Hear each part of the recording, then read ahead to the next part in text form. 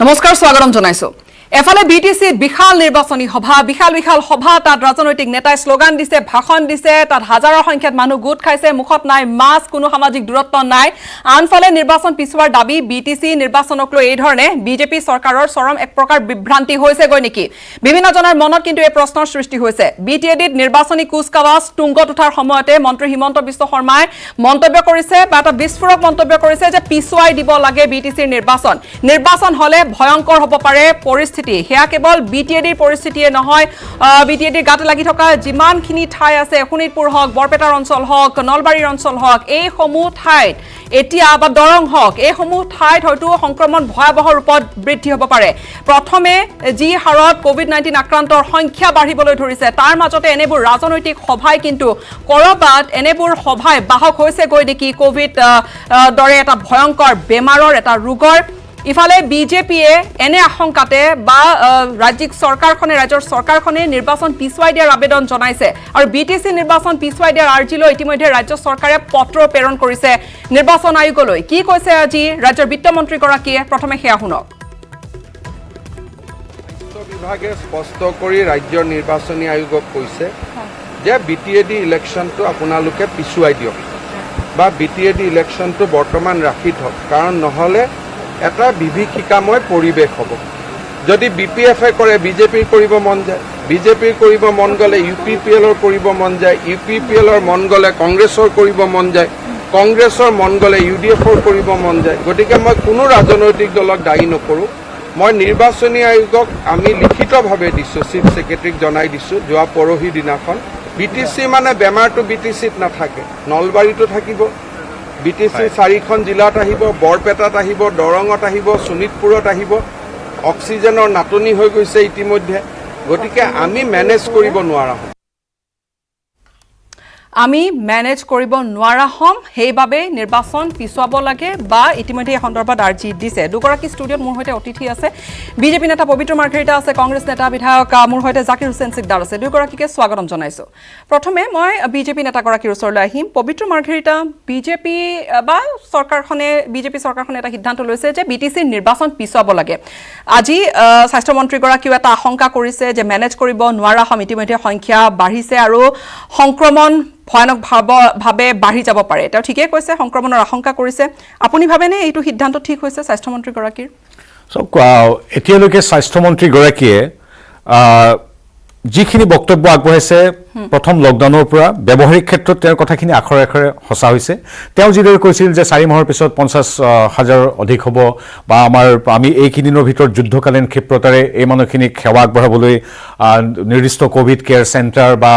আমি যিখিনি সেৱা আগবঢ়াব পাৰিম ভেণ্টিলেশ্যনৰ পৰা আদি কৰি সকলোবিলাক আখৰে আখৰে গৈছে কাৰণে আমি তেখেতৰ কথাত এগৰাকী সাধাৰণ নাগৰিক হিচাপে পতিয়ন গৈছোঁ বিজেপিৰ কৰ্মী বা চৰকাৰৰ এক অংশ হিচাপে নহয় তেখেতৰ যিখিনি বিশেষজ্ঞৰ ওপৰত ভিত্তি কৰি যিখিনি পূৰ্বানুমান কৰিছিল সেইখিনি সম্পূৰ্ণ শুদ্ধ প্ৰমাণিত হৈছে আৰু আজি তাৰিখত এগৰাকী যদিও যে আমাৰ বিটিএডিত ভাৰতীয় জনতা পাৰ্টীয়ে যিখন স্থানীয় চৰকাৰ কৰাটো নিশ্চিত যদিও ক্ষমতা বা নিৰ্বাচন জিকা ইত্যাদিবিলাকৰ পৰা আঁতৰত থাকি সন্মানীয় মন্ত্ৰীগৰাকীয়ে ৰাজ্য চৰকাৰখনে বা দলটোৱে যে প্ৰয়োজন সাপেক্ষে সকলো দিশ লক্ষ্য ৰাখি যাতে নিৰ্বাচন প্ৰয়োজন সাপেক্ষে পিছুৱাই দিয়া হয় সেইটো আৰ্জি কৰিছে অৰ্থাৎ ইয়াত এতিয়া গোটেই মানৱ সেৱা আৰু চৰকাৰৰ যি ৰাজধৰ্ম সেইটো গুৰুত্বপূৰ্ণ নিৰ্বাচনত জিকা মানে ৰাজ্য চৰকাৰে ভাবিছে যে সংক্ৰমণ বাঢ়িব দেৱৰ কথা প্ৰায় প্ৰতিমানিছে ঠিক আছে এতিয়া মই আহিছো স্বাস্থ্যমন্ত্ৰী গৰাকীৰ কথালৈ আৰু স্বাস্থ্যমন্ত্ৰী গৰাকীয়ে ঠিকে কৈছে যে নিৰ্বাচনী সভাই সংক্ৰমণ বঢ়াব পাৰে কিন্তু স্বাস্থ্যমন্ত্ৰীৰ কথা যেন কেৰেপ নকৰে ৰাজ্যিক স্বাস্থ্যমন্ত্ৰী গৰাকীয়ে আৰু ৰাজ্যিক স্বাস্থ্যমন্ত্ৰী গৰাকীকে যেন নাকি লগাবলৈ নোৱাৰে স্বাস্থ্যমন্ত্ৰী গৰাকীয়ে কিয়নো ৰাজ্যিক স্বাস্থ্যমন্ত্ৰী পীযুষ হাজৰিকাৰ আজি সভা আছিল 14 ছেপ্টেম্বৰতো তেনে এখন সভা আছিল আৰু সেই সভাটো যথেষ্ট জনসমাগম হৈছিল আৰু ইফালে আজিৰ যিখন সভা আছিল সেই সভাটো আজি যথেষ্ট জনসমাগম আছিল ৰাজ্যিক স্বাস্থ্যমন্ত্ৰী গৰাকীয়ে কৈছে যে তেওঁ ভবা নাছিল ইমান মানুহ হ'ব ঠিকে আছে কিন্তু এগৰাকী মন্ত্ৰী আৰু তেওঁ স্বাস্থ্য বিভাগৰ মন্ত্ৰী উপস্থিত থকা সভাত কিমান মানুহ গোট খালে বা তাত কি ধৰণৰ এটা পৰিৱেশ সেয়া আমি এক প্ৰতিবেদন আগবঢ়াম তেওঁৰ উত্তৰটো মই দিম প্ৰতিবেদন চোৱাৰ পিছত আপোনালোক জানা বুজা মানুহ কিয় নিজে বিপদত পৰি আছে নিহিলে অলপ আপোনালোক জানা বুজা মানুহ নহয় আপোনালোক পঢ়া শুনা কৰা মানুহ নহয় আপোনালোক দেখাই আপোনালোক এনেকৈ কিয় আছে কৰোণা হৈছে গম পোৱা নাই ৰাজ্যিক স্বাস্থ্যমন্ত্ৰী পীযুষ হাজৰিকা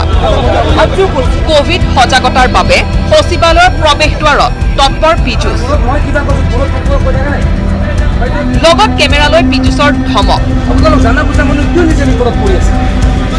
নিহিলে অলপো আপোনালোক জানা বুজা মানুহ নহয় আপোনালোক পঢ়া শুনা কৰা মানুহ নহয় আপোনাৰ দেখাই আপোনালোক এনেকৈ কিয় আছে কৰোণা হৈছে গম পোৱা নাই কোভিড নিয়ম নমনা সচিবালয়লৈ অহা দৰ্শনাৰ্থী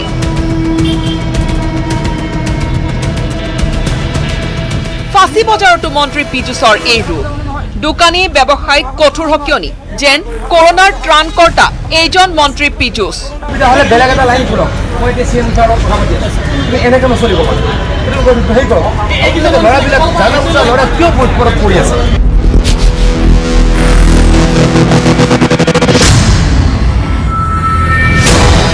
এই কাম কৰি বাহ লৈছিল জুনিয়ৰ স্বাস্থ্যমন্ত্ৰীজনে কিন্তু এইজন পীযুষে ক্ষমতাৰ স্বাৰ্থত পাহৰি গ'ল পূৰ্বৰ অৱতাৰ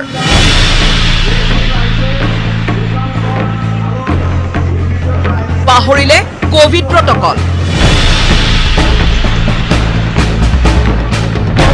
ক্ষমতাৰ ৰাগীত সকলো পাহৰিলে মন্ত্ৰীয়ে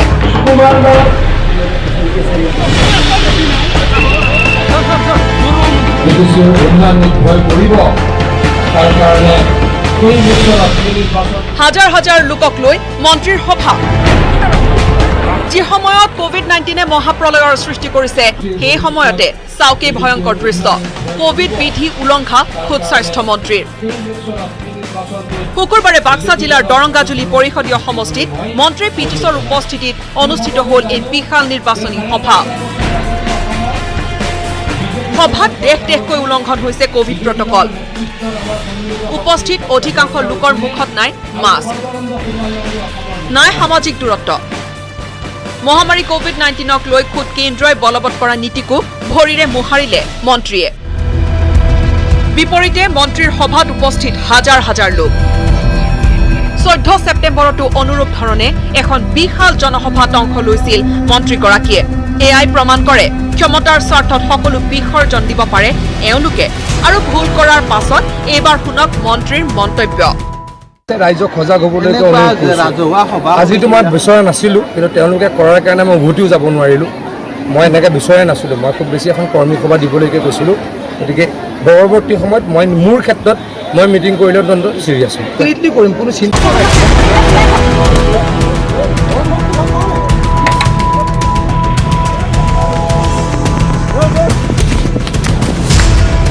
মন্ত্ৰীয়ে কোভিড প্ৰটকল ভংগ কৰা কাৰ্যই মনত পেলাই দিছে অসমত কঠোৰ লকডাউনৰ সময়ত আৰক্ষীয়ে ৰাইজক সোধোৱা সেই লাঠিৰ কোপকেইটা এতিয়া প্ৰশ্ন হয় জনতাৰ জীৱনক লৈ কোনে খেলিছে হেতালি কেৱল সৰ্বসাধাৰণৰ ক্ষেত্ৰতহে প্ৰযোজ্য নেকি কোভিডৰ নিয়ম জুনিয়ৰ স্বাস্থ্যমন্ত্ৰীজনৰ বিৰুদ্ধে গোচৰ ৰুজু কৰাৰ সাহস হ'বনে আৰক্ষী প্ৰশাসনৰ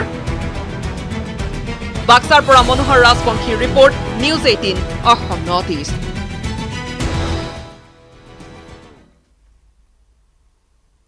পবিত্ৰ মাৰ্ঘেৰিটা এনেকুৱা নেকি যে ৰাইজে ভাবিব পাৰিব নেকি এনেকৈ যে ৰাজনীতিকে কৰিলে লীলা আৰু যদি সাধাৰণ জনতাই কৰে তেনেহ'লে ধৰি বান্ধি কিলা ৰাজনীতিকে সভা পাতিব পাৰে মুখত মাস্ক নোহোৱাকৈ তাত চাই থাকিও তেওঁলোকে ভাষণ দি আছে কিন্তু এয়া কি আচলতে আৰু তেওঁ ৰাজ্যিক স্বাস্থ্যমন্ত্ৰীগৰাকী এই ধৰণৰ সভা সমিতি বিজেপি নহয় আমি আন দলৰো দেখুৱাম কিন্তু কি ক'ব বিজেপি আপোনালোকৰ চৰকাৰ আপোনালোকে এৱেৰনেছ কৰি আছে কিন্তু এয়া কি দেখিলোঁ আমি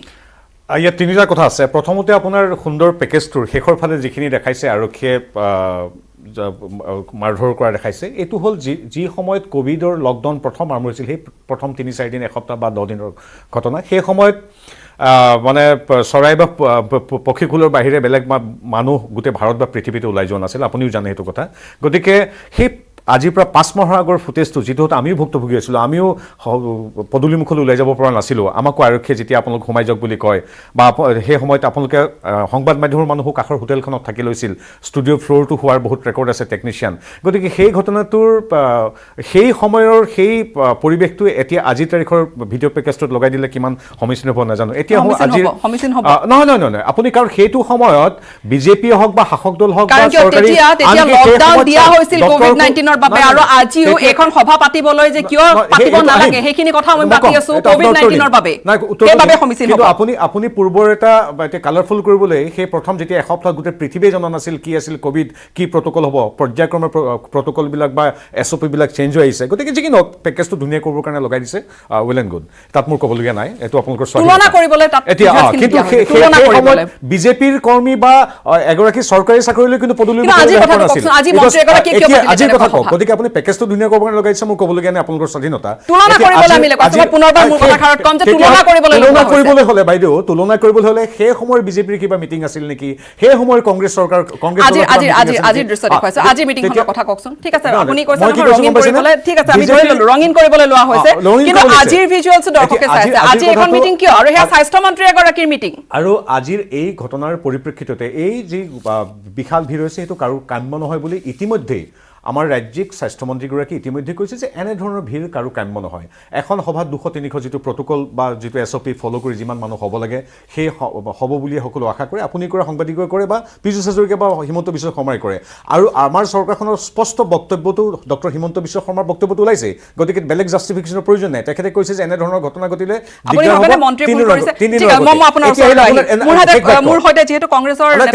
মোৰ ক'বলগীয়া নাই এইটো মই লিংকতে শেষ কৰি থৈ দিওঁ তাৰপিছত তেখেতে কৈ থাকিব এতিয়া কথা পীযুষ হাজৰিকা ইতিমধ্যে কৈছে আৰু মই তেখেত এই অনুষ্ঠানলৈ আহি থাকোঁতে মই পীযুষ হাজৰিকাক ব্যক্তিগতভাৱে ফোন কৰিছোঁ যে কথাটো কি হৈছিল তেতিয়া কৈছে যে এটা নিৰ্দিষ্ট সংখ্যক মানুহ সম্পূৰ্ণ প্ৰটকল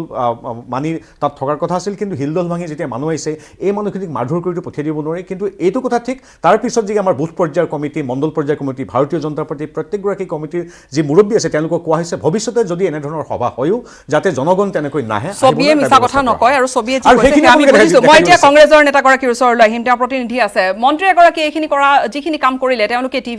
টিভি বা তেওঁলোকে বিভিন্ন মিডিয়া যিখিনি কথা কয় আৰু কাম ওলোটা আচলতে শুভা পায়নে বাৰু আপুনি কি ভাবে চাওক আপুনি আজি যি বিষয়বস্তুলৈ আমাক আলোচনা চক্ৰত মাতিছে বা আপোনালোকে বাতৰি বা এই আলোচনা চক্ৰ গোটেই অসমৰ দৰ্শকৰ আগত উপস্থাপন কৰিব বিচাৰিছে এই কথাবিলাকত মই দুটা দিশৰ পৰা মই সমালোচনা বা আলোচনা কৰিব বিচাৰিম প্ৰথম কথা যে ৰাজ্যিক স্বাস্থ্যমন্ত্ৰী পীযুষ হাজৰিকা ডাঙৰীয়াই বিটিচিৰ এখন নিৰ্বাচনী সভাত উপস্থিত হৈ যি ধৰণে ৰাজ্য চৰকাৰে বা স্বাস্থ্য বিভাগে যিখিনি নিয়ম নীতি বান্ধি দিয়ে সেই নিয়ম নীতিখিনি তেওঁ গোটেইখিনি জলাঞ্জলি দি তেওঁ এখন সভা অনুষ্ঠিত কৰিলে আৰু দ্বিতীয়টো কথা হ'ল যে মন্ত্ৰী হিমন্ত বিশ্ব শৰ্মা ডাঙৰীয়াই তেখেতে জনাইছে ৰাজ্য চৰকাৰে বা স্বাস্থ্য বিভাগে নিৰ্বাচনী আয়োগলৈ পত্ৰ প্ৰেৰণ কৰিছে বিটিচি নিৰ্বাচন পিছুৱাই দিব লাগে এতিয়া কথা হ'ল যে প্ৰথম পীযুষ হাজৰিকা ডাঙৰীয়াৰ কথা নকওঁ ৰাজ্যৰ মূল ব্যক্তি ৰাজ্যখনৰ আমাৰ সন্মানীয় মুখ্যমন্ত্ৰী ডাঙৰীয়া দ্বিতীয়জন মন্ত্ৰী ৰাজ্যখনৰ প্ৰভাৱশালী হিমন্ত বিশ্ব শৰ্মা ডাঙৰীয়াকে ধৰি ৰাজ্যিক বিজেপিৰ সভাপতি ৰঞ্জিত দাস আৰু শাসকীয় পক্ষৰ সকলো মন্ত্ৰী বিধায়ক তেওঁলোকে কেৱল আজিৰ বিটিচিৰ নিৰ্বাচনী সভাখনেই নহয় আপুনি মাজুলীৰ সভাখন ইতিমধ্যে আপোনালোকে বিভিন্ন সংবাদ মাধ্যমে বাতৰি পৰিৱেশন কৰিছে গতিকে যিসকলে শাসক পক্ষই আগৰ পৰাই তেওঁলোকে যিখিনি স্বাস্থ্যবিধি মানি চলিব লাগে কেন্দ্ৰীয় আৰু ৰাজ্য চৰকাৰৰ যিখিনি আহ্বান সেই আহ্বানখিনি এই ৰাজ্য চৰকাৰ বা শাসকীয় দল বিজেপি আগৰ পৰাই তেওঁলোকে নামানে আৰু এই ক্ষেত্ৰত আপুনি এটা কথা কৈছে বেলেগে কৰিলে লীলা আনে কৰিলে বেলেগে কৰিলে লীলা আন এজনে কৰিলে কিলা এই কথাবিলাক বিজেপিৰ ওপৰত ইতিমধ্যে ছ'চিয়েল মিডিয়া আপোনাৰ মাজলৈ আহিম আপোনাৰ কথাৰ মাজলৈ আহিম গোটেইখিনি আমাৰ কিবা দুখ হ'লে সেইটো স্বীকাৰ কৰিম গতিকে এই কথাটো অপ্ৰযোজ্য গোটেই অসমত ইয়াৰ আগতে বহুতবাৰ বিজেপিৰ ক্ষেত্ৰত ছ'চিয়েল মিডিয়াতেই হওক আপোনালোকৰ সংবাদ গোষ্ঠীসমূহে হওক বাতৰি পৰিৱেশন কৰিছে এতিয়া প্ৰথম মূল কথা হ'ল যে কি বিজেপি কি কংগ্ৰেছ কি আন ৰাজনৈতিক দল বা কি সংবাদ সেৱীসকল হওক ৰাজ্যখনৰ আন ছাত্ৰ সংগঠনেই হওক বা প্ৰতিজন মানুহেই সামাজিক দূৰত্ব আৰু মাস্ক আজিৰ তাৰিখত মানাটো অতিকৈ জৰুৰী যেনেকৈ আপুনি এটা ধুনীয়া এখন প্ৰতিবেদন দেখালে লকডাউনৰ কাৰণে এটা নিয়ম বান্ধি দিলে কোনেও বাহিৰত ওলাই আহিব নোৱাৰে ওলাই অহাৰ কাৰণে পুলিচে যেনেকৈ তেওঁলোকক মাৰপিট কৰিলে আৰু তাৰ কাৰণে পুলিচে বাবা লৈছিল ছ'চিয়েল মিডিয়াত ক্ৰিকেটৰ ভাষাত 4-6ৰ কথা বহুত আহিছিল তাত এটা নিয়ম বান্ধি দিছিল যে লকডাউনত কোনে বাহিৰত আহিব নোৱাৰে অৰ্থাৎ নিয়ম আমি সকলোৱে মানিব লাগিব পবিত্ৰ মাৰ্গাৰেটা ডাঙৰীয়াই কৈছে যে এইটো 4-5 মাহ আগৰ আৰু সেই সময়ত লকডাউনত কাকো বাহিৰত আহিব দিয়া নাছিল গতিকে তাৰ কাৰণে এইটো কৰিছে ইয়াৰ লগত এইটো আপোনালোকে প্ৰতিবেদনত আনিব নালাগিছিল তেখেতে ক'ব বিচাৰিছে কথাখিনি কিন্তু এতিয়াৰ নিয়ম হ'ল যে আমি সকলোৱে মাস্ক পৰিধান কৰিব লাগে সামাজিক দূৰত্ব বজাই ৰাখিব লাগে সেই বাহিৰত নোলোৱাটো এটা নিয়ম এইটো এটা নিয়ম চৰকাৰী নিয়ম গতিকে মাস্ক পৰিধান নকৰাটো আৰু সামাজিক দূৰত্ব নামানাটো আজি তাৰিখত য'ত এজন ৰাজ্যিক স্বাস্থ্যমন্ত্ৰী ডাঙৰীয়া উপস্থিত হৈ ভাষণ প্ৰদান কৰিছে মিটিং কৰিছে কিমানখিনি সেই চৰকাৰখনে কোভিডক লৈ চিন্তিত ৰাইজৰ জনসাধাৰণক লৈ চিন্তিত এই কথাটো আপোনালোকৰ আজিৰ যিখিনি প্ৰতিবেদন দেখাইছে তাৰ পৰা স্পষ্ট হৈ গৈছে গতিকে মই এটা কথা ক'ম যে আজি যদি শাসক পক্ষই বা ৰাজ্য চৰকাৰখনে কেন্দ্ৰীয় চৰকাৰখনে গোটেইখিনি নিয়ম নীতিখিনি যদি সকলোৰ ক্ষেত্ৰত ভাল ধৰণে প্ৰযোজ্য কৰে তেনেহ'লে ভাল আৰু কোভিড-19টো আপুনি চাইছে লাহে লাহে মৃত্যুৰ সংখ্যা বাঢ়ি আছে মানুহৰ আক্ৰান্তৰ সংখ্যা বাঢ়ি আছে আজি মন্ত্ৰী ডাঙৰীয়া অলপ আগতে আপোনাৰ ইয়াতে বহি দেখিলো তেখেতে কৈছে সংবাদ মাধ্যমত তেখেতে কৈছে যে অক্সিজেনৰ অভাৱ ঘটিছে গতিকে এনেকে ৰাজ্যখনৰ জনসাধাৰণে যি সময়ত খুব এটা বেয়া ৰাস্তাৰ পিনে আগবাঢ়ি যাব ধৰিছে ৰাজ্যখনত যেতিয়া কোভিড পৰিস্থিতি দিনে দিনে ভয়াৱহ হ'ব ধৰিছে ঠিক তেনেকুৱা সময়তে ৰাজ্য চৰকাৰখনে বা স্বাস্থ্য বিভাগে যি ধৰণে তেওঁলোকে ব্যৱস্থা ল'ব লাগিছিল কেৱল মুখত আছে কামত নহয় আৰু আমি ৰাজ্য চৰকাৰৰ প্ৰতি আহ্বান জনাম আৰু অসমৰ ৰাইজৰ প্ৰতি আহ্বান জনাম চৰকাৰে কি দায়িত্ব পালন কৰিছে নকৰিছে সেয়া ডাঙৰ কথা নহয় কিন্তু আমি প্ৰতিজন অসমৰ প্ৰতিজন জনসাধাৰণে যদি আমি সামাজিক দূৰত্ব আৰু মাস্ক আমি সকলো গাতে গা লাগি বহি আছে 200-300 মানুহ গোট খাইছে আৰু সভাই সমিতি এনেকৈ তাত বহু কেইগৰাকী কংগ্ৰেছৰ ব্যাগুম নেতাও আছে সেই কথা লৈ আহিম পবিত্ৰ মাৰ্ঘেৰিটা বিটিচি নিৰ্বাচন পিছুৱাৰ সিদ্ধান্তটো ৰাজ্য চৰকাৰে ইতিমধ্যে পত্ৰ প্ৰেৰণ কৰিছে সেয়া আপুনি কৈছে যে এই মুহূৰ্তত উচিত সিদ্ধান্ত হৈছে হয় এতিয়া তাৰমানে কি হ'ল জানে আপুনি ধৰি লওক এতিয়া বা সিকদাৰ সাহেবেতো স্বাভাৱিকভাৱে ক'বই যেহেতু মন্ত্ৰীয়ে কৰিছে আচলতে এটা নিৰ্দিষ্ট সংখ্যাৰ ৰাইজৰ মাজত যি প্ৰট'কল আছে সেইমতে সভাখন কৰিবলৈ লোৱা হৈছিল কিন্তু এইটো এতিয়া মই সন্তুষ্টিও আছে কিন্তু কিছু বিতুষ্টিও আছে যে আচলতে এগৰাকী আমাৰ কনিষ্ঠ মন্ত্ৰী যুৱ প্ৰজন্মৰ এগৰাকী নেতা পীযুষ হাজৰিকাই যাওঁতে নিয়ম ভাঙি যিদৰে মানুহ হাজাৰ হাজাৰ আহিল আশা কৰা হৈছিল 300 মান মানুহ হ'ব কিন্তু হাজাৰ হিচাপত আহিছে এই কথাটোৱে জনপ্ৰিয়তাটো হুচাই সেইটো ৰাজনৈতিক কথা সেইটো মই কোৱাটো উচিত 300 মানুহ গোট খোৱা প্ৰট'কলত কিন্তু 100 মই নাজানো এইটো ফিগাৰটো 100 ঠিক আছে 100 but I don't know exact figure protocol মতে কি কিন্তু সেই তাতকৈ 5 গুণ 10 গুণ আহিল এইটো ৰাজনৈতিকভাৱে আত্মসন্তুষ্টি লাভ হৈ যদি কিন্তু মানৱীয় দৃষ্টিকোণৰ পৰা এইটো পীযুষ হাজৰিকাই নিজে কৈছে এইটো কাম্য নহয় ব্ৰেকিং নিউজ এই মুহূৰ্তত মই কিছু সময় ৰখাম ব্ৰেকিং নিউজ এই মুহূৰ্তত যে মন্ত্ৰী পীযুষ হাজৰিকাৰ বিৰুদ্ধে গোচৰ ৰুজু কৰা হৈছে আৰু সেই গোচৰ পাণবজাৰ থানাত গোচৰ ৰুজু কৰিছে তৰুণ দত্ত নামৰ এগৰাকী ব্যক্তিয়ে আৰু তামুলপুৰ থানালৈ ইতিমধ্যে সেই গোচৰ স্থানান্তৰ কৰিব আৰক্ষীয়ে বুলি জানিব পৰা গৈছে মন্ত্ৰী পীযুষ হাজৰিকাৰ উপস্থিতিত এখন তামুলপুৰত এখন বিশাল সভা অনুষ্ঠিত হৈছিল আৰু বাক্সাৰ গৈবাৰীত অনুষ্ঠিত হৈছিল এই সভাখন য'ত মন্ত্ৰী পীযুষ হাজৰিকা উপস্থিত আছিল আৰু কোভিড প্ৰট'কল ভংগৰ অভিযোগতে পাণবজাৰ থানাত তৰুণ দত্ত নামৰ ব্যক্তিগৰাকীয়ে এই এটা গোচৰ ৰুজু কৰিছে সেয়া এই মুহূৰ্তৰ ব্ৰেকিং নিউজ মোৰ সৈতে ফোনযোগে সংযুক্ত হৈছে কোকৰাঝাৰ সাংসদ নৱকুমাৰ শৰণীয়া স্বাগতম জনাইছো আপোনাক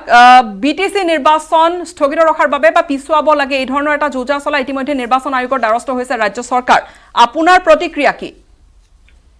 প্ৰথম কথাটো যে আজি কোভিডৰ যিটো অলপ হেৰি হৈছে এইটো আমাৰো কোনো সন্দেহ নাই কিন্তু যিটো কাৰণত তেওঁলোকে কৈছে এইটো কাৰণ আমাৰ মতেদি ঠিক নহ'ব আৰু মই বিশেষভাৱে এটা কথা কওঁ পীযুষ হাজৰিকা হওক ভৱেশ কলিতা হওক যিয়ে নহওক আগ্ৰামা প্ৰমোদ যিয়ে নহওক তেওঁলোকৰ কাৰণে বিটিচি ৰাইজৰ জীৱন আৰু নিৰাপত্তাটো মই মতে প্ৰথম অগ্ৰাধিকাৰ পোৱাটো উচিত আৰু এই ক্ষেত্ৰত তেওঁলোকে কোভিড প্ৰট'কল মেইনটেইন কৰাটো খুবেই জৰুৰী কাৰণ মিনিষ্টাৰ এজনে গৈ যদি এইখিনি কাম কৰে তাত থকা বাকী হলাম কেনেকৈ বুজাম চাওক আজি আমি এমপি হিচাপে আমিও মিটিং কৰিলে আমি 10,000 মানুহ নিশ্চিতভাৱে আমি যদি কওঁ যে আহক মানুহ আহিব কিন্তু আমিতো আজিলৈকে তেনেকুৱা এটাও কৰা নাই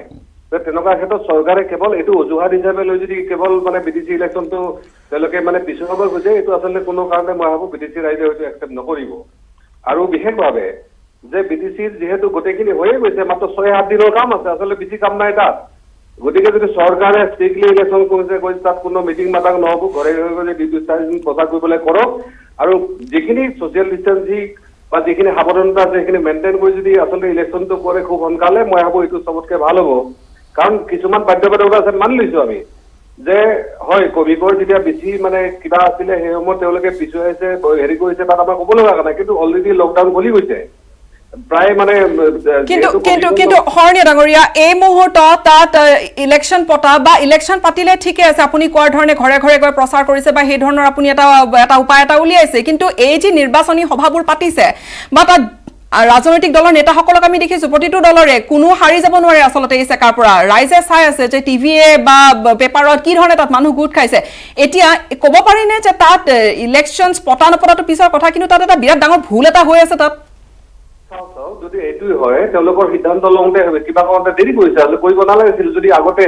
3-4 মাহ আগতে ঘোষণা কৰিলে যে ইলেকশ্যন এতিয়া নহ'ব তেতিয়াহ'লে বন্ধ হ'লেহেঁতেন আৰু মই এইটো কথাই কৈছো যে আমি বাকীসকলক বাৰু কেনেকে ক'ম যদি আমাৰ মিনিষ্টাৰ গৈ তেনেকুৱা কৰে সেইকাৰণে কৈছো যে এই ক্ষেত্ৰত মানে আমাৰ গৃহ বিভাগ ষ্ট্ৰিক হ'ব লাগে তেওঁলোকে টোটেলি এইটো মানে বন্ধ কৰি দিব লাগে যে ইয়াত তেনেকুৱা ধৰণৰ সভা কেতিয়াও নহ'ব আৰু ইলেকশ্যনটো মই ইমিডিয়েট ডিক্লেয়াৰ হ'ব লাগে আৰু ছ'চিয়েল ডিষ্টেন্সিং বা যিখিনি প্ৰয়োজনীয় সাৱধানতা এইখিনি ল'ব লাগে মই ভাবোঁ ইলেকশ্যনটো হ'ব লাগে কাৰণ তাত বাকীখিনি হৈ গৈছে আপোনালোকে চাওক ইয়াৰ পিছত যদি নতুনকৈ ইলেকশ্যন কৰিব লাগে নমিনেশ্যনৰ পৰা আৰম্ভ কৰি যথেষ্ট আৰু প্ৰক্ৰিয়া কিছুমান বাকী আছে তাত যিহেতু মাত্ৰ অনলি 6 বা 7 ডেজৰ কাম বাকী আছে বাকী কামখিনি প্ৰায় মেজৰ কামখিনি হৈ গৈছে গতিকে মই ভাবোঁ যদি ৰাজ্য চৰকাৰে এইখিনি কৰিব নোৱাৰে ইয়াৰ পিছত তেওঁলোকে বাকী তেওঁলোকৰ যিখিনি ৰাজ্য চৰকাৰৰ বাকী কামখিনি নৰ্মেল নিচিনা কৰি গৈ থাকিব মই ভাবোঁ এইটো বিদেশী বাকীৰ লগত অন্যায় হ'ব আৰু যদি সঁচাকে ব্যক্তিগতভাৱে বা এনেকুৱা ধৰণৰ কথাত কিবা আছে তেওঁলোকে সৰ্বদলীয় বৈঠক পাতক তাত কনভিন্স কৰি এইটো অভাৰ কৰি দিয়ক তাত মই ক'ব লাগে কিন্তু একপক্ষভাৱে ৰাজ্য চৰকাৰে এনেকুৱা সিদ্ধান্ত ল'ব আৰু কোনোবা অসমৰ কোনোবা নেতাই গৈ ডাঙৰ ডাঙৰ কথা কৈ এইটো বন্ধ হ'ব লাগিব এনেকুৱা কথা ক'ব মই আৰু বিদেশী ৰাজ্যে এইটো মানি নল'ব আপুনি এতিয়া বিচাৰে ইলেকশ্যন হোৱাটো বিচাৰে নে ৰাজ্য চৰকাৰে যি ধৰণে কৈছে যে এই ধৰণৰ সভা সমিতি পাতিব দিব নোৱাৰি পৰিস্থিতি ভয়ংকৰ হ'ব সেইকাৰণে বিটিচি ইলেকশ্যন এতিয়া হ'ব নোৱাৰে বা নালাগে আপুনি কি বিচাৰে মই একোটা কথা কৈছো তেওঁলোকে সভা সমিতিবিলাক টোটেলি বন্ধ কৰি দিয়ক আৰু বিটিচি ইলেকশ্যন যিমান পাৰি সোনকালে কভিড প্ৰট'কল মেইনটেইন কৰি তেওঁলোকে কৰাৰ ব্যৱস্থা কৰক কাৰণ আমি ৰাজ্যপাল আমিও ৱেলকাম কৰিছিলো only for time being constitution কিছু হেৰি কাৰণে কিন্তু ফৰেভাৰৰ কাৰণে নহয় কাৰণ ইয়াৰ পিছত যিহেতু 6 মাহ হৈয়ে যাব আৰু অক্টোবৰৰ ভিতৰত 6 মাহৰ পিছত আৰু এইটো মানে বঢ়াব লাগিব আৰু যদি নতুনকৈ ইলেকশ্যন পাতিবলৈ আৰু কিছুমান প্ৰক্ৰিয়া আৰম্ভ হ'ব গতিকে যিহেতু ইয়াত মাত্ৰ 5-6 দিনৰ কাম বাকী আছে মই ভাবোঁ 4 দিন বা 5 দিন খুব বেছি মানে টাইম দিব লাগে আৰু ইলেকশ্যনটো ঘোষণা কৰি দিব লাগে আৰু এইটো শেষ কৰি দিব লাগে আৰু মই ভাবোঁ এইখিনি মানে কভিড প্ৰট'কলৰ ভিতৰত কৰিব পৰা সম্ভৱ হৈছে আৰু যদি তেওঁলোকে নকৰে তেওঁলোকে সৰ্বদলীয় বৈঠক পাতক বিদেশী কনচাৰ্ণ যিবিলাক দল সংগঠন আছে পাতি কিনে সিদ্ধান্ত লৈ তেওঁলোকে কৰক কিন্তু একপক্ষভাৱে ল'ব গ'লে কিন্তু এইটো বিদেশী ৰাজ্য হয়তো এইটো নামানিব পাৰে ধন্যবাদ জ্ঞাপন কৰিছোঁ আপোনাৰ প্ৰতিক্ৰিয়া আপুনি ব্যক্ত কৰিলে একপক্ষীয়ভাৱে তেওঁ সিদ্ধান্ত লোৱাৰ পৰা বিৰত থকাৰ কথা তেওঁ কৈছে চৰকাৰক আমি এটা বিৰতি ল'ম বিৰতিৰ সময় হৈছে কিন্তু এই বিষয়টো আলোচনা কৰিম ষ্টুডিঅ'লৈ উভতিম এটা বিৰতিৰ পিছত পুনৰবাৰ বিটিচি নিৰ্বাচন পিছুৱাব লাগে ইতিমধ্যে নিৰ্বাচন আয়োগলৈ পত্ৰ লিখিছে ৰাজ্য চৰকাৰে সেই কথা আজি সাংবাদিকৰ আগত কৈছে ৰাজ্যৰ মন্ত্ৰী ডক্টৰ হিমন্ত বিশ্ব শৰ্মাই কিন্তু ইয়াৰ প্ৰতিক্ৰিয়া আহিছে বিটিচিৰ পৰা বিটিচি নিৰ্বাচন পিছুৱাৰ তীব্ৰ বিৰোধিতা কৰিছে খাম্পা বৰগোহাঁইয়ে তেওঁৰ যুক্তি যে বিহাৰ বা ৰাজস্থানত যদি পঞ্চায়ত নিৰ্বাচন হ'ব পাৰে তেন্তে বিটিচিত বাৰু কিয় নিৰ্বাচন হ'ব নোৱাৰে আৰু ইতিমধ্যে নৱকুমাৰ শৰণীয়েও আমি বিৰতিৰ পূৰ্বে কথা পাতিছিলোঁ তেওঁ কৈছে যে এতিয়া এই ধৰণৰ পদক্ষেপ এটা কিয় প্ৰথমে আগবঢ়াইছোঁ খাম্পা বৰগোহাঁইৰ ভাষ্য পলিটিকেল পাৰ্টি UPPL আৰু UPPLৰ মানুহসকলে যেনেকৈ গভৰ্ণৰ ৰুল লাগে বুলি তেখেতসকলে দাবী কৰি পেলাই গভৰ্ণৰ ৰুল কৰিলে এতিয়া তেখেতসকলৰ ডিচিশ্যনৰ ৰং ডিচিশ্যনৰ কাৰণে গোটেই BTC বাকীয়ে যে চাফাৰ কৰিব লগা হ'ল আৰু ইনডিফিনিট সময়ৰ কাৰণে যেতিয়া ইলেকশ্যন নহ'ল ইয়াত গণতান্ত্ৰিক ছিষ্টেম চৰকাৰৰ দ্বাৰা যে কাম কৰিব লাগে এই বস্তুটো গোটেই BTC বাকীয়ে মানে দেখিবলৈ নাপাব ইয়াৰ দ্বাৰা BTC আৰু 1 বছৰ পিছুৱাই যোৱাটো আমি দেখিবলৈ পাই আছোঁ গতিকে তেখেতসকলৰ ডিচিশ্যনটো ভুল হৈছে আৰু অতি সোনকালে তেখেতসকলে যেন গণতান্ত্ৰিক ছিষ্টেমটো ইয়াত এপ্লাই কৰে ইলেকশ্যনটো যেন আসাম চৰকাৰে সময়মতে গভৰ্ণৰ ৰুল শেষ হোৱাৰ আগতে কৰি দিয়ে ইয়াৰ কাৰণে UPPL পলিটিকেল পাৰ্টিও যেন আসাম চৰকাৰক আহ্বান জনায় সেইটোকে মই কামনা কৰিছোঁ পবিত্ৰ মাৰ্ঘেৰিটা চাওক বিটিচিত নিৰ্বাচন হোৱাটো সময়মতে হোৱাটো ভাৰতীয় জনতা পাৰ্টীয়ে বিচাৰে আৰু সেইকাৰণেই সকলো ক্ষেত্ৰতে সমগ্ৰ প্ৰশাসনে ইলেকশ্যন কমিশ্যনক সহযোগ কৰিছে আৰু এইখিনিতে এটা কথা উল্লেখযোগ্য যিটো সৰ্বদলীয় সভা ইত্যাদিৰ কথা কৈছে যে চৰকাৰ এখনৰ গৃহ বিভাগ বা সংশ্লিষ্ট বিভাগ স্বাস্থ্য বিভাগ আদিয়ে নিজস্ব যি প্ৰস্তাৱনা সেই প্ৰস্তাৱনা সংশ্লিষ্ট উচ্চতম মহল বা নিৰ্দিষ্ট মহললৈ পঠিয়াবই এতিয়া ইলেকশ্যন কমিশ্যনে নিৰ্বাচন পাতে তাত ভাৰতীয় জনতা পাৰ্টীৰ দল চৰকাৰে নেপাতে গতিকে পৰিস্থিতিগত অৱস্থা কেনেকুৱা সেই বিষয়ে জনোৱাটো স্বাস্থ্য বিভাগৰ মন্ত্ৰীগৰাকী বা আমাৰ গৃহ বিভাগৰ জনোৱাটো অতি স্বাভাৱিক কথা তাত ভাৰতীয় জনতা পাৰ্টীৰ দলটোৱে বা চৰকাৰে কিবা কৰিছে নহয় এইটো সিদ্ধান্ত ল'ব নিৰ্বাচন আয়োগে তাত আমাৰ ক'বলগীয়া নাই চৰকাৰখনে সৰজমিন যি দেখিছে তাৰ ওপৰত প্ৰস্তাৱ আগবঢ়াইছে তাৰ সেইটোৱে কথা আৰু যিটো সভাৰ কথা কৈছে সভাৰ বা মানুহৰ যিটো জনসমাগম যিটো হয় সেইটো সাধাৰণতে কোনো প্ৰকৃত অৰ্থত বিশ্বৰ কোনো ঠাইতে কণ্ট্ৰল কৰোঁ বুলি কৰিব নোৱাৰে উদাহৰণস্বৰূপে আমি দেখিলোঁ ঢিঙৰ বিধায়কৰ পিতৃ যি মৃত্যু হৈছিল তেতিয়াতো লকডাউন আৰম্ভ হৈছিল নাই পাহৰিলোঁ তাত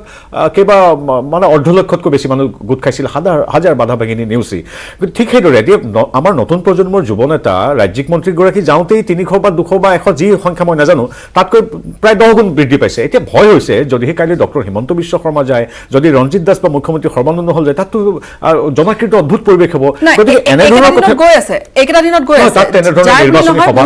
আপোনালোকৰ নেতা বিধায়ক গৈ আছে আনকি মই কৈছো ডক্টৰ হিমন্ত বিশ্ব শৰ্মা বা আমাৰ ঠিক আছে মই আন কেইগৰাকী বিধায়কৰ কথা কৈছো ক্ৰিষ্টিয়ান দুপাল আক্ৰান্ত হৈছিল অসমত জনপ্ৰতিনিধি আক্ৰান্ত হোৱা প্ৰথমগৰাকী জনপ্ৰতিনিধি ক্ৰিষ্টিয়ান দুপাল কিন্তু সেইগৰাকী বিধায়কৰ ঘৰত কি ধৰণৰ এটা পৰিৱেশৰ সৃষ্টি হৈছিল মই ভিজুৱেলছ পাৰিলে মই দেখুৱাম যে তাত বহুখিনি লোক আহি গোট খাইছে তেওঁৰ ঘৰৰ চোতালত তেওঁ হয়তো তাত বাধা দিব পাৰিলেহেঁতেন সেয়া তেওঁৰ ঘৰৰ চোতাল আছিল আৰু তাত বহুকেইগৰাকীয়ে যোগদান সেয়া শিবিৰ আছিল এয়া দৃশ্য টিভিৰ পৰ্দাত সেয়া যোগদান শিবিৰ তাত বহুকেইগৰাকী গাতে গা লাগি থিয় হৈ আছে তাত কোনো মাস্ক পৰিধান বহুতে কৰা নাই এইবোৰ কিয় শাসকীয় যদি পক্ষ এইখিনি যদি কৰে তেনেহ'লে আপুনি সাধাৰণ ৰাইজক কেনেকৈ বুজাব এতিয়া আমাৰ নতুন কৰ্মী তেখেতসকল আমাৰ দলত যোগদান কৰিছে বুলি মাস্ক নিপিন্ধাকে য'ত আমি সাধুবাদ বিধায়কৰ দায়িত্ব আছিল বুলি আপুনি নাভাবে এতিয়া আপোনাৰ চেনেলটোলৈ মই মাস্ক নিপিন্ধাকে যদি আহি মই যে টক শ্ব'টোত বহি থাকোঁ তেতিয়াহ'লে আপোনাৰ তাত দুখ নাথাকে তাত মই যিগৰাকী অতিথি সেইগৰাকীক ইয়াত দুখ গতিকে তাত দেখিছোঁ মই মাস্ক পিন্ধাও আছে তেনেকুৱা নহয় এতিয়া ভিজুৱেলি এই মুহূৰ্তত চলি আছে কিন্তু মূল কথা হ'ল কি জনগণক তেনেকৈ আপুনি পোনপটীয়াকৈ তেওঁক আমি সচেতন কৰিব লাগিব কিন্তু জোৰ জুলুমকৈ সকলো ক্ষেত্ৰত সম্ভৱ নহয় এতিয়া তেওঁলোক যিসকল আহিছে পুলিচে যেতিয়া ধৰে তেতিয়া কিন্তু জোৰ জলম কৰি ধৰে মাস্ক পিন্ধে মই সেই ভিজুৱেলছ দেখুৱাম কেনেকৈ এতিয়া যিখিনি নাই পিন্ধা তেওঁলোকক মই সাধুবাদ নিদিওঁ পুলিচৰ ভিজুৱেলছ আছে ৰঙীয়া দৃশ্য আছিল য'ত বাইকৰ পৰা টানি আনি পুলিচে ল'ৰাক ধৰিছিল কাৰণ কিয় সেই ল'ৰাই মাস্ক পিন্ধা নাছিল এতিয়া তেওঁলোকক যদি ধৰিব পাৰে আপোনালোকৰ বিধায়ক মই আপোনাৰ কথা সমৰ্থন জনাই কৈছো ভাৰতীয় জনতা পাৰ্টীত যোগদান কৰিলে বুলি এই নৱাগত কেইজন যিকেইজনে মাস্ক পিন্ধা নাই তেওঁলোকক মই সাধুবাদ বা উৎসাহ নোযোগাওঁ সেই কথাটো মই ডক্টৰ হিমন্ত বিশ্ব শৰ্মা বা পীযুষ হাজৰিকাৰ সৰুতে ক'ম যে মাস্ক কিনিবই লাগিব তেওঁ লাগিলে মোৰ ভাৰতীয় জনতা পাৰ্টীৰ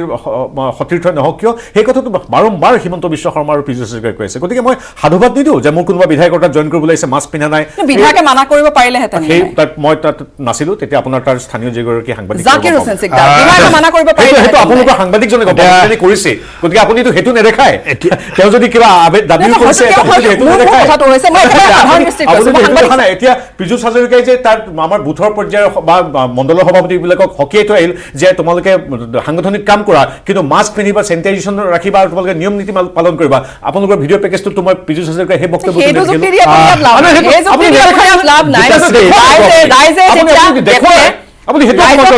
দেখুৱাইছো আমি তাৰ যিখিনি ঘটনা সংবাদ মাধ্যমৰ ভূমিকাৰ ওপৰত আপুনি প্ৰশ্ন তুলিব জাকিৰ হুছেইন সিকদাৰ কি কয় গীতাশ্ৰী কথাটো হ'ল যে পবিত্ৰতাক আপুনি যি কথাকে সুধি আছে পবিত্ৰতাইতো ইয়াত বহি বিজেপিৰ মন্ত্ৰী বা বিজেপি দলৰ বিধায়কৰ বিৰুদ্ধে ক'ব নোৱাৰে অৰ্থাৎ পবিত্ৰতাইও জানে যে সামাজিক দূৰত্বটো অমানাটো তেওঁলোকৰ আইনগত মতে দণ্ডনীয় এই কথাটো তেখেতেও জানে তেখেতে মই ভাবোঁ পবিত্ৰতাক আৰু আপুনি বেছিকে জোৰ তেখেতে স্বীকাৰ কৰিব নোৱাৰে দাদা মোক ক'ব দিয়ক এতিয়া কথা হৈছে যে আপুনি যিটো প্ৰশ্ন মোলৈ কৰিছে বা আগতেও মোৰ যি কথাখিনি ৰৈ গ'ল প্ৰথম কথা হৈছে এজন বিধায়ক বা আপুনি এজন আজি এংকৰ হিচাপে ইয়াতে দায়িত্ব পালন কৰি আছে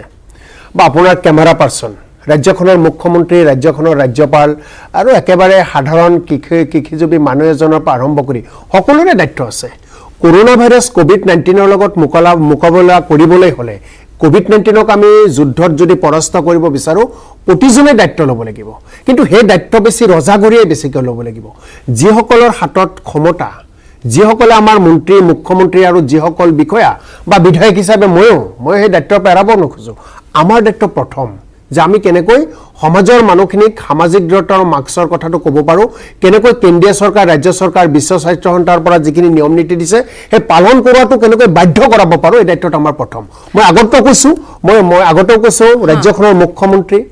ৰাজ্যৰ স্বাস্থ্যমন্ত্ৰীৰ পৰা আৰম্ভ কৰি সকলো ৰাজনৈতিক দল, তাত মই কংগ্ৰেছ দলক মই নকওঁ দুখ, কিন্তু মই ইয়াতে উপদেশতকে আৰ্হি ভাল, উপদেশতকে আৰ্হি ভাল। এইবাৰ মই আগবঢ়াবলৈ লৈছো নগাঁৱৰ বা সেই সন্দৰ্ভত কি ক'ব? ক'ব দিয়ক, মই কৈ আছো মই সকলো ৰাজনৈতিক দল, মই সকলো ৰাজনৈতিক দলৰ কথা কৈছো, কি বিজেপি, কি কংগ্ৰেছ, কি এজিপি, কি নতুন ৰাজনৈতিক দল, কি বিপিএফ, কি ইউডিএফ, সকলোৱে এই যে মিটিং কৰিব দিছে, মিটিঙত কাৰো সামাজিক দূৰত্ব মাৰ্কছ 100% নাথাকে, মই স্বীকাৰ কৰোঁ। কিন্তু মই কৈছোঁ ৰজাগৰীয়াৰ কথাটো কৈছোঁ, মন্ত্ৰী, মুখ্যমন্ত্ৰী আৰু বিজেপি দলে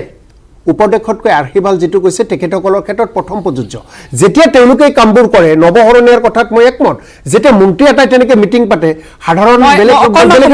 খাব লাগিব, এটা বিৰতিৰ সময় হৈছে, বিৰতি এটালৈ মই উভতিম। পুনৰ স্বাগতম জনাইছো। জাকিৰ হুছেইন সিকদাৰ, বিটিচি নিৰ্বাচন হ'ব লাগে নে নালাগে, কংগ্ৰেছে কি ভাবে? প্ৰথম কথা হৈছে মানুহৰ জীৱনতকৈ নিৰ্বাচন ডাঙৰ নহয়। মই ভাবোঁ যে COVID-19 কৰোণা ভাইৰাছৰ লাহে লাহে ভয়াৱহতা দিনে দিনে বৃদ্ধি হ'ব ধৰিছে আৰু নিৰ্বাচন যিখিনি নিৰ্বাচনী আজি পীযুষ হাজৰিকা ডাঙৰীয়াৰ পৰা আৰম্ভ কৰি সকলো ৰাজনৈতিক দলৰ মেল মিটিং, মই কেৱল বিজেপিকে নকওঁ, সকলো দলৰ কথা কৈছোঁ, কোনো দলৰ মিটিঙত সামাজিক দূৰত্ব মানা নাই, মাস্ক 100% পৰিধান কৰা নাই, এইটো একমত মই। গতিকে এতিয়া ৰাজ্য চৰকাৰখনে সিদ্ধান্ত ল'ব লাগে, যদি সামাজিক দূৰত্বৰ যিখিনি কোভিডৰ যিখিনি প্ৰটকল সেইখিনি বাধ্যতামূলক কৰি যদি নিৰ্বাচন তেওঁলোকে অনুষ্ঠিত কৰিব পাৰে, তেনেহ'লে নিৰ্বাচন অনুষ্ঠিত কৰক, তাত আমি দুমত নহয়। আৰু যদি সেইখিনি তেওঁলোকে কণ্ট্ৰল কৰিব নোৱাৰে, তেনেহ'লে নিৰ্বাচন বন্ধ ৰাখিব লাগে। কিন্তু ইয়াত এটা কথা, হিমন্ত বিশ্ব শৰ্মা ডাঙৰীয়াই আজি যে নিৰ্বাচন পিছুৱাব লাগে, ৰাজ্য চৰকাৰে পত্ৰ প্ৰেৰণ কৰিছে নিৰ্বাচন আয়োগলৈ, এই কথাটো তেওঁলোকে COVID-19 কৰোণা ভাইৰাছৰ দোহাই দিছে। কিন্তু মই ইয়াত দুটা কথা ক'ম। কিছুদিন আগতে অসম বিধানসভাত ৰাজ্য চৰকাৰখনে এটা বিল পাছ কৰিছে যে পৌৰ নিগম পৌৰসভাৰ নিৰ্বাচন 1 বছৰলৈ পিছুৱাই দিব লাগে। পৌৰসভা পৌৰ নিগম নিৰ্বাচন 1 বছৰলৈ পিছুৱাই দিব লাগে, কিছুদিন আগতে বিধানসভাত এই বিল পাছ কৰিছে। ঠিক তেনেকুৱা সময়ত এই পৌৰসভা পৌৰ নিগমৰ নিৰ্বাচনৰ কোনো বাৰ ডেট একো ঠিকেই হোৱা নাছিল, কিন্তু সেই সময়ত BTCত কিন্তু নিৰ্বাচন তুংগত হৈ উঠি আছিল। সেই সময়ত কিয় BTC নিৰ্বাচনৰ কথা চিন্তা নকৰিলে? COVID-19ৰ দোহাই দিলে যে পৌৰসভাত ইলেকশ্যন পাতিলে কৰোণা ভাইৰাছৰ প্ৰভাৱ বৃদ্ধি হ'ব, কিন্তু সেই সময়ত BTC নিৰ্বাচনৰ বিলটো বা সেই সময়ত পত্ৰ প্ৰেৰণ কৰিব লাগিছিল, কিয় নকৰিলে? সেই কথাটো আজি আপোনালোকক বা আপোনালোকৰ জৰিয়তে অসমৰ ৰাইজক আমাৰ ধাৰণাটো স্পষ্ট কৰিব বিচাৰিছোঁ। BTC নিৰ্বাচনত আপোনালোকে জানে BPF ৰাজ্য বিজেপিৰ লগত আছিল, কিছুদিন আগতে তেওঁলোকে BTCৰ দ্বিতীয়টো চুক্তি কৰি আকৌ প্ৰমোদ বড়ো এপছুৰ নেতা প্ৰমোদ বড়োৰ লগত তেওঁলোকে চুক্তি হ'ল, চুক্তি কৰি প্ৰমোদ বড়োকো তেওঁলোকে মিত্ৰ কৰিলে। BTC তেওঁলোকৰ দুটা মিত্ৰ, হাগ্ৰামা মহিলাৰী আৰু প্ৰমোদ বড়ো, দুয়োটাৰ মাজে মাজে গৈ আছিল। বিজেপিয়ে ভাবি আছিল হাগ্ৰামা মহিলাৰীৰ যথেষ্ট প্ৰভাৱ তাতে কমিছে, যথেষ্ট তেওঁ নিৰ্বাচন যিখিনি তেওঁলোকে ফলাফল পাইছিল, এবাৰ BTCত হাগ্ৰামা মহিলাই সেই ফলাফল নাপায়। এপছুৰ নেতৃত্বত প্ৰমোদ বড়োৰ নেতৃত্বত তাতে তেওঁলোকে ভাল ফলাফল দেখুৱাব। গতিকে যি দলেই যদি হাগ্ৰামাই ভাল ফলাফল দেখুৱাই তেওঁলোকৰ কাষলৈ যাব, আৰু প্ৰমোদ বড়ো দেখুৱালে বিজেপিয়ে তেওঁলোকক সংগী হিচাপে লগত লৈ 2021 চনত মিত্ৰতা কৰিব। তেনেকুৱা মাজে মাজে চলিবলৈ যাওঁতে BTCৰ গোটেই মানুহখিনিয়ে জনসাধাৰণে বিজেপিৰ ডিভাইড এণ্ড ৰুল যি ইংৰাজসকলে আগত কৰিছিল সেই কথাটো ইতিমধ্যে বুজিলে। ইমান দিনে তেওঁলোকে চিন্তা কৰি উলিয়ালে বিজেপি আমাৰ মাজত ভাতৃ কাটি সংঘৰ্ষ লগাব বিচাৰিছে। বিজেপি ইয়াতে আমাৰ মাজত কাজিয়া লগাই তেওঁলোকে নিৰ্বাচনী 2021 চনৰ বৈতৰণি পাৰ হ'বলৈ তেওঁলোকে সুবিধা এটা কৌশলহে কৰিছে। এই কথাখিনি জনাৰ পিছত বিজেপি মই আকৌ কওঁ যে আমি যিমানখিনি মোৰ BTC মোৰ বৰপেটা জিলাত ঘৰ, আমাৰ লগতে BTCৰ এটা সীমা, BTCৰ মানুহখিনিৰ মনৰ ধাৰণা আছিল হাগ্ৰামক অলপ দূৰত পঠিয়াই প্ৰমোদ বড়োত বিজেপিয়ে কাষত লৈছে। কিন্তু আজিৰ তাৰিখত প্ৰমোদ বড়ো তাত হাগ্ৰামা মহিলাতকৈ কিন্তু অলপ দুৰ্বল হৈ আছে। আমি যিমানখিনি নিৰ্বাচনী বিভিন্ন সভাপতি তাৰ মানুহৰ লগত কথা পাতোঁ, গতিকে বিজেপি তাত দুৰ্বল। বিজেপিয়ে ভাবিছিল তেওঁলোকে তাত এনেকুৱা এটা ৰোল প্লে কৰিব, যি ৰোল প্লেৰ জৰিয়তে তেওঁলোকৰ নেতৃত্বত বা তেওঁলোকৰ নিৰ্দেশত তাত সেই BTC সংসদীয় যি চৰকাৰ হ'ব তেওঁলোকে উঠা বহা কৰিব, কিন্তু তেওঁলোকে তাত ভাল ফলাফল দেখুৱাব নোৱাৰে। হিমন্ত বিশ্ব শৰ্মাই ৰাজ্যিক বিজেপি আমাৰ অসমৰ মাননীয় মুখ্যমন্ত্ৰী ডাঙৰীয়াই স্পষ্ট হৈ গৈছে যে BTCত বিজেপিৰ প্ৰভাৱ নপৰে, বিজেপি তাত শূন্য হ'ব।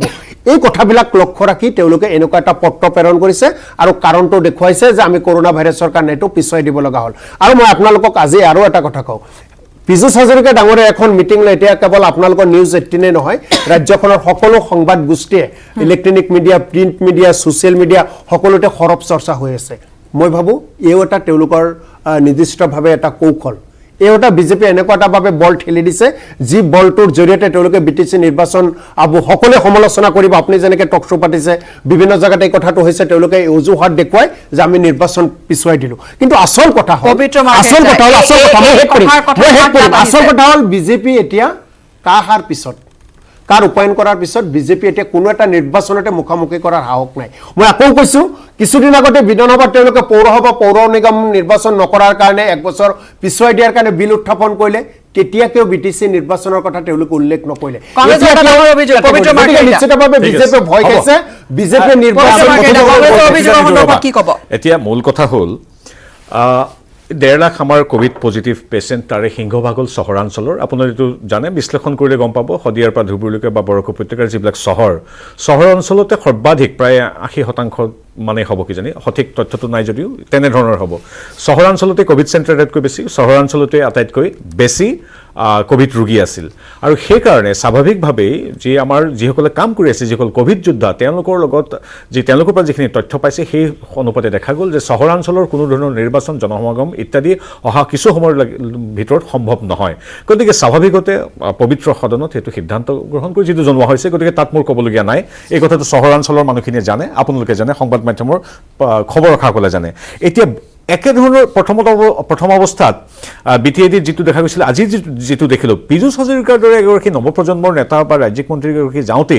যদি 100 বা 200 ঠাইত যদি 3000-4000 মানুহ হ'বলৈ হয় তেতিয়াহ'লে ডক্টৰ হিমন্ত বিশ্ব বা ৰঞ্জিত দাস বা অসমৰ মুখ্যমন্ত্ৰী মহোদয় বা তেখেতসকলৰ দলৰ কোনোবা যদি জ্যেষ্ঠ নেতা যায় কেনেকুৱা এটা ভয়ংকৰ পৰিৱেশ সৃষ্টি হ'ব সেইটো আজিৰ সভাখনতে অনুমেয় আজিৰ সভাখনত তেনেধৰণৰ হ'ব বুলি যে আশা কৰা নাছিল পীযুষ হাজৰিকাদেৱে নিজে কৈছে গতিকে ইয়াত নিৰ্বাচনৰ কাৰণে চাওক নিৰ্বাচনৰ কাৰণে এটা গণতান্ত্ৰিকভাৱে এখন নতুন চৰকাৰ আনিবৰ কাৰণে যি দলৰে নহওক কিয় এজিপি বিজেপি কংগ্ৰেছ সকলো মানুহ সমান উৎসাহিত হৈ আছে আৰু তাৰ প্ৰতিফলন ঘটিছে প্ৰত্যেকটো দলৰ মিটিঙত আৰু এইটো অৱধাৰিত যদিও তেওঁ স্বীকাৰ নকৰিব যে বিজেপিৰ সভাবিলাকত মানে নিউজ কৰি টক শ্ব' কৰিবলগীয়া এটা ভিৰৰ সৃষ্টি হৈছে গতিকে স্বাভাৱিকতে এই কথাটো কিন্তু যদিও ৰাজনৈতিকভাৱে মোক শুনিবলৈ বেয়া হয়তো বিজেপিৰ এটা সুন্দৰ এটা প্ৰতিফলন ঘটিছে জনপ্ৰিয়তাৰ কিন্তু ডক্টৰ হিমন্ত বিশ্ব শৰ্মাই যিটো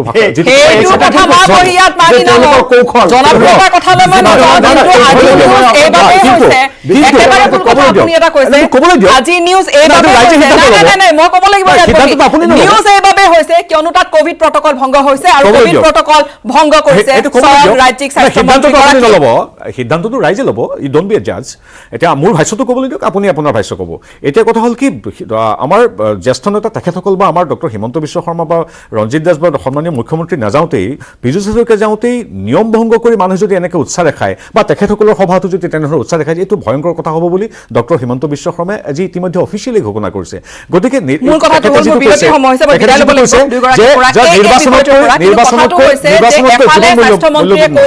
হয়তো আমি নিৰ্বাচন পিছুৱাব লাগিব আজি দিছে নিৰ্বাচন আয়োগত আৰু আনহাতে দেখিছো আমি বিজেপিৰে বহুকেইগৰাকী কেৱল এগৰাকী আমি মন্ত্ৰীৰ নাম লৈ কোৱা নাই ইয়াত বিজেপিৰ বহুকেইগৰাকী নেতা আছে আৰু ঠিক একেধৰণে কংগ্ৰেছেও তাত সভা পাতিছে মুঠৰ ওপৰত হৈছে কি এনেকৈ যদি চলি থাকে ৰাইজৰ কিন্তু সেই কুপকেইটা যিকেইটা কুপ পুলিচে দিছিলে বিভিন্নজনক মাস্ক নিপিন্ধাৰ বাবে বা জৰিমনা বিহা হৈছে সেইখিনি কথা কিন্তু ৰাইজে দেখি আছে গোটেইখিনি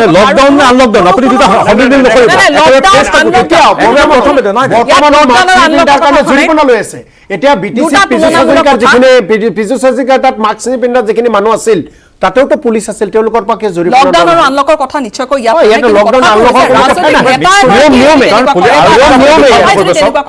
সাধাৰণ মানুহক আপোনালোকে ৰাজনীতিৰ এখন আসনত বহি আপোনালোকে কি বুজাব মই এই বিষয়টোৰ পৰা মই এই বিষয় সামৰিব লাগিব কিন্তু এটা কথা স্পষ্ট যদি সজাগ সচেতন নহয় ৰাইজ তেতিয়াহ'লে আমি সকলো বিপদত পৰিম আৰু সজাগ সচেতন হ'বলৈ কোনে শিকাব লাগিব ৰাজনীতি কৰা ব্যক্তিগৰাকীয়ে শিকাব লাগিব তেওঁলোকৰ হাতত কিছু শক্তি আছে তেওঁলোকৰ জনপ্ৰিয়তা আছে তেওঁলোকক ফ'ল' কৰে মানুহে কিন্তু তেওঁলোকে যদি ওলোটা কামবোৰ কৰিবলৈ আৰম্ভ কৰে তেতিয়াহ'লে কোনে কাক বুজাব আমি ইয়াৰ পৰা বহি চিঞৰিবলৈ আমি বাধ্য হ'ম আন এটা বিষয় লৈ আহিম এটা বিৰতিৰ পিছত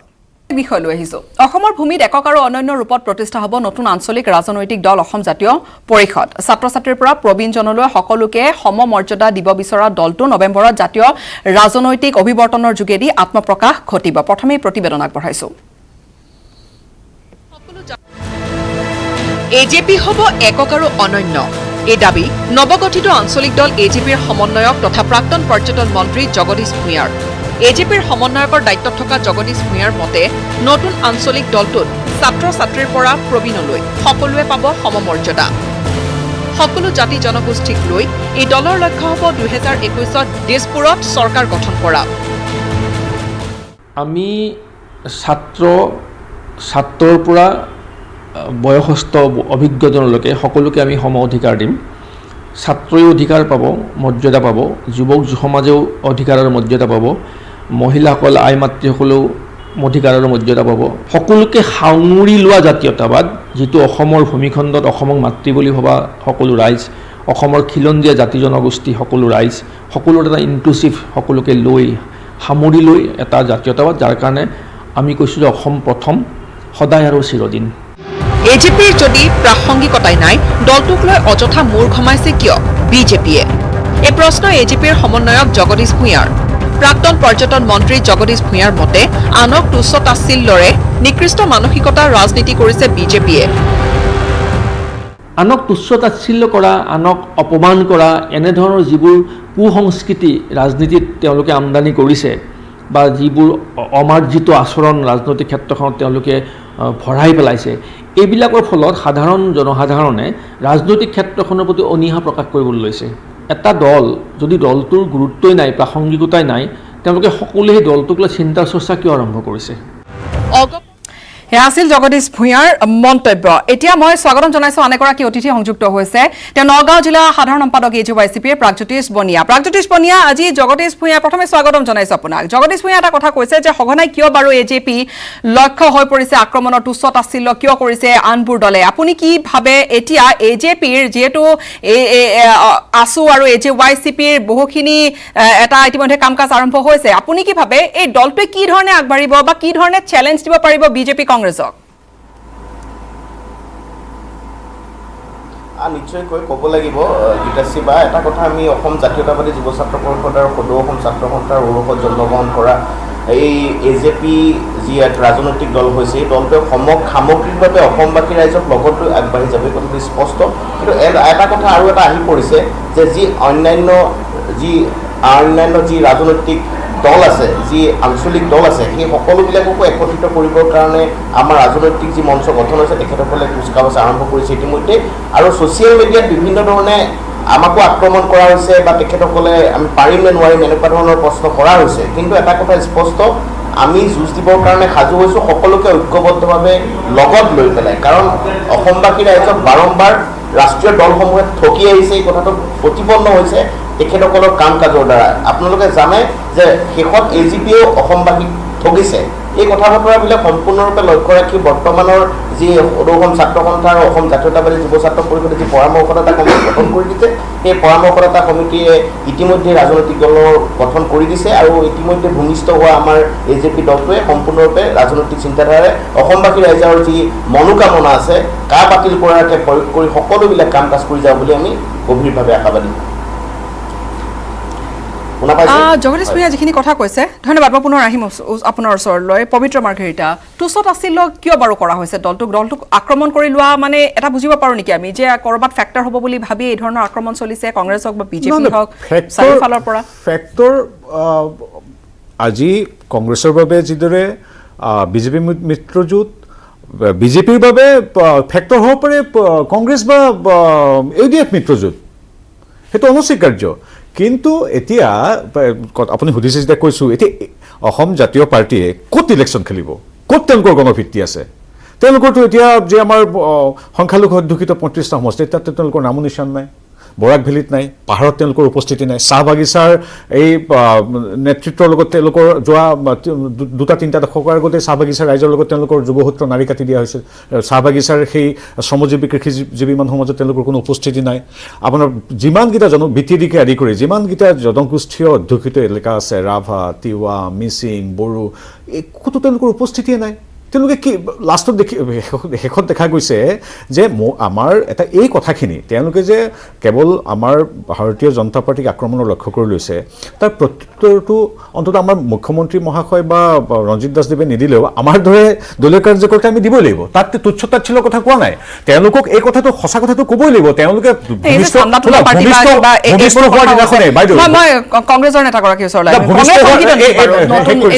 কংগ্ৰেছৰ ফালৰ পৰা এনেকুৱা ধৰণৰ 16 মে তাৰিখে কি কৰিলে এই কথাখিনি দেখিছে। অসমবাসী ৰাইজক বাৰম্বাৰ বিজেপি চৰকাৰে ঠগিব আৰু নোৱাৰিব স্পষ্ট কৰাৰ পবিত্ৰতা আপোনাক আমি চাই আছো আপুনি সম্পূৰ্ণভাৱে ৰাজনৈতিক কথা বতৰাবিলাক কৈ আছে আপোনাৰ মাতটো ক'লা আপোনাক জানমনি দিনৰ পৰাই জানো কিন্তু আপুনি কোভিড প্ৰটকলৰ পৰা যিখিনি কথা কৈছে আমি এইখিনিও শুনিছো কিন্তু আপোনাৰ এনেকুৱা তৰল মন্ত্ৰই অসমবাসী ৰাইজক একৈছত আপোনালোকক ভোট নিদিয়ে সেইটো স্পষ্ট কথা এজেপিয়ে ভোট পাওক নাপাওক সেইটো আপোনালোকে মাথা মাৰিব নালাগে আপোনালোকৰ দলে কিমানখন চিট পাব সেইটো আপোনালোকে মাথা মাৰক গম পাইছেনে পবিত্ৰতা কংগ্ৰেছৰ কি স্থিতি হয় পুনৰ আহিম ওচৰলৈ কংগ্ৰেছৰ কি স্থিতি আমি প্ৰথমতে আপোনালোকে মিত্ৰতা কৰিবলৈ বিচাৰিছে নেকি এজেপিৰ লগত আমি স্বাগতম জনাইছো আৰু নতুনকৈ সদৌ ছাত্ৰ সন্থাৰ দ্বিতীয় ৰাজনৈতিক সন্তান অসম জাতীয় পৰিষদক অসমৰ ৰাইজে যাতে অসম গণ পৰিষদ দলৰ দৰে আকৌ ভাবিব লগা নহয় তাৰ কাৰণে তেওঁলোকক সতৰ্ক হৈ থাকিবলৈ প্ৰথম আহ্বান জনায় এতিয়া আমাৰ কথা হ'ল যে আজি সদৌ অসম ছাত্ৰ সন্থাই দ্বিতীয় ৰাজনৈতিক সন্তান জন্ম দিয়াৰ মূল কাৰণেই হৈছে কা বাতিল কৰাৰ কাৰণে ভাৰতীয় জাতীয় কংগ্ৰেছ দলৰ উদ্দেশ্য হৈছে কা বাতিল কৰা গতিকে তেওঁলোকৰ উদ্দেশ্য আমাৰ উদ্দেশ্য একে সেইকাৰণে আমি কৈছোঁ ভাৰতীয় জনতা পাৰ্টিৰ নেতৃত্বত মিত্ৰজোঁটৰ এই চৰকাৰখনক 2021 চনত যদি আমি পৰাজয় বৰণ কৰিব লগা হয় ভাৰতীয় জাতীয় কংগ্ৰেছে মহাযুদ্ধ বন্ধনৰ কথা চিন্তা চৰ্চা কৰে আপোনালোকে তাৰমানে গতিকে সদৌ অসম ছাত্ৰ সন্থাৰ দ্বিতীয় ৰাজনৈতিক দলৰ দ্বিতীয় ৰাজনৈতিক সন্তানৰ সঁচা উদ্দেশ্য যদি কা বাতিল কৰিব লাগে আমি আহ্বান জনাইছো কংগ্ৰেছ দলৰ লগত একত্ৰিত হ'ব লাগে একেখন আলোচনা কৰিব লাগে আৰু আগন্তুক দিনত অসমীয়া আৰু তেওঁলোকে বিচাৰিছে কংগ্ৰেছে দুৱাৰ খুলিছে মিত্ৰতাৰ এজেপি কি হ'ব স্থিতি কৰিব লাগে নহয় এইবিলাকে নিজকে ধোৱা তুলসী পাত সজাব আহে অসমবাসী ৰাইজৰ আগত বা কিন্তু প্ৰকৃততে সেইটো ছবি স্পষ্ট এইখন চৰকাৰে তালি বাতি বজাবলৈ কয় কৰোণা যেতিয়া খেলিব লাগে গছ গেছ চিলিণ্ডাৰ কিমান আছে অক্সিজেনৰ পিপি কিট কিমান আছে কংগ্ৰেছে কৈছে যে তেওঁলোকৰ মিত্ৰতাৰ দুৱাৰ খোলা আছে এজেপিয়ে আহি কংগ্ৰেছৰ লগত হাত মিলাবগৈ নেকি ৰাজনৈতিক যি দল গঠন হৈছে এজিপিয়ে কাৰো লগত মিত্ৰতা নকৰে সেইটো স্পষ্ট কথা ৰাজনৈতিক মঞ্চই সেই সিদ্ধান্ত ইতিমধ্যে লৈছে বুলি আমি গম পাইছো কিন্তু এটা কথা আমি অৰাজনৈতিক সংগঠন হিচাপে আপোনালোকক কওঁ কংগ্ৰেছে দুৱাৰ খুলি থব নালাগে কংগ্ৰেছে অসমবাসী ৰাইজক কিদৰে প্ৰতাৰণা কৰিছে সেই প্ৰতাৰণাৰ ফলত বিজেপিক অসমবাসী ৰাইজে ভোট দিলে আৰু বিজেপিয়ে লাষ্টত অসমবাসী ৰাইজক ঠগিলে এজিপি কথাটো নকলোৱে সেই সকলো কথা চালি জাৰি চাইহে এজেপি অসম জাতীয় পৰিষদ গঠন হৈছে কা বাতিলৰ কাৰণে আমাৰ যদি চৰকাৰ আমি যদি কৰিব বিধানসভালৈ যাব পাৰো আমাৰ প্ৰথমে প্ৰস্তাৱ হ'ব কা বাতিল কৰাৰ কাৰণে এই গোটেই কথা বতৰাবোৰক লক্ষ্য ৰাখিহে জাতীয় পৰিষদে কাম কাজ আগবঢ়াই নিব আৰু কোনেও আমাক দৰ্জা খুলি পেলাই আমি থব নালাগে এই কথাটো স্পষ্ট মানে সময় শেষ হৈ আহিছে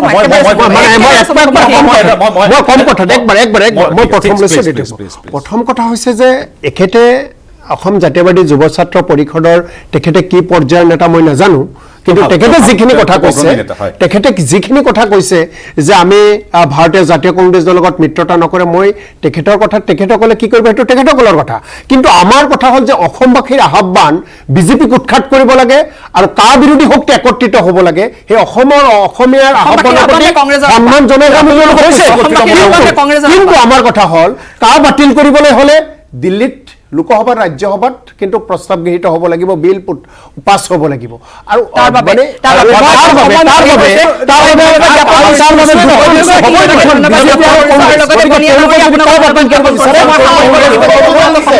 কিন্তু অন্তত এইখিনি কথা বতৰাৰ পৰা কিছু আমি উমান পাইছো যে কোনটো ৰাজনৈতিক দলৰ কি ধৰণৰ স্থিতিত বৰ্তমান আছে নতুন দল গঠন হোৱাৰ পিছত কি ধৰণৰ হৈছে মই বিদায় ল'ব লাগিব ধন্যবাদ